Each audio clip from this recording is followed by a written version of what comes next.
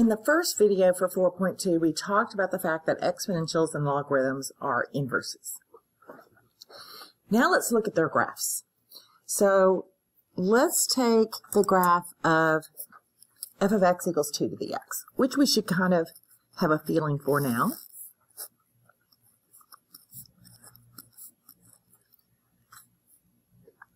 Two to the 0 would be 1, 2 to the first power, 2 squared, and when we go backwards, we get fractions. And so here is that graph of 2 to the x.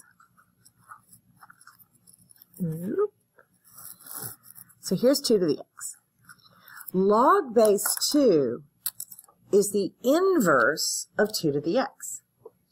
So if I made a table for log base 2,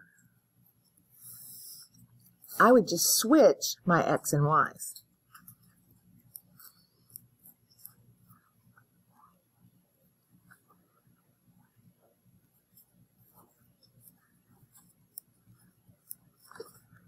So 1/2 would go to -2.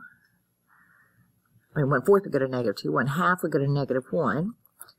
1, 0, 2, 1, 4, 2. 8 would go to 3, and we get this reflection over the line y equals x. Reflection over the diagonal. Now, what was the domain for 2 to the x? Well, the domain here was all real numbers, and the range was y was greater than 0. Well, when I look at the inverse, we have a vertical asymptote here. The domain is going to be x is greater than 0, and the range is all real numbers. The domain and range switch for inverses. So x has to be greater than 0. That's that argument has to be greater than 0. Let's see what happens if we have log base 2 of x minus 3. Well, that would move me right 3. So I would take each of these points and move them right 3. So I had negative, so 1/2 went to -1. We go right 3 spaces, 1, 2, 3, 1, 2, 3,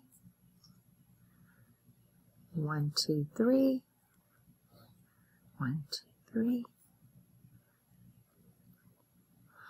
And we end up getting this. So the vertical asymptote would move to the right 3 as well. So we end up getting that the domain is that x has to be greater than 3. Well, we can do that, figure this out without having to actually graph all these points.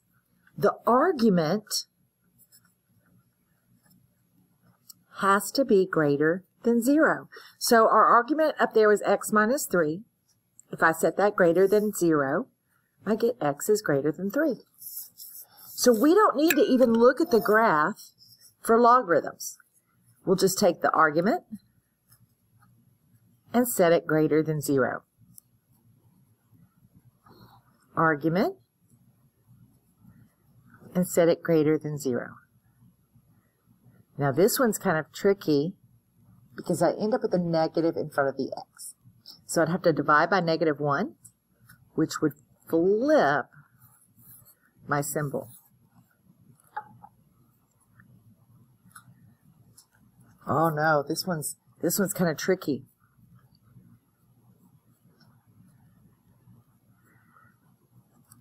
Let's think about that on a number line. This would be a parabola.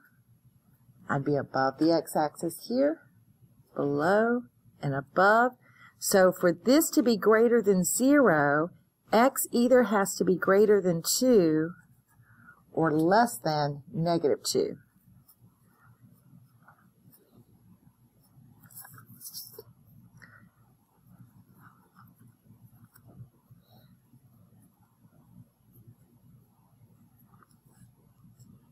What about this one?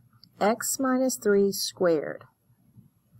Well, if I'm squaring it, isn't that always going to be positive? So this one is all real numbers.